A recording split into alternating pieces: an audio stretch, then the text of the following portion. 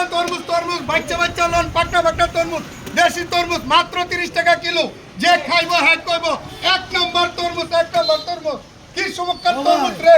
তরমুজ তো বড় বড় দেখা যেতেছে এই তরমুজ কত করে তরমুজ 30 টাকা কিলো 30 টাকা কিলো জি মাশাআল্লাহ তো এক কাম করেন ভাই এটাতে না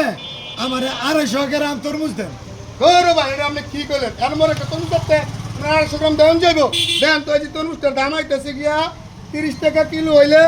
260 টাকা দাম আইছে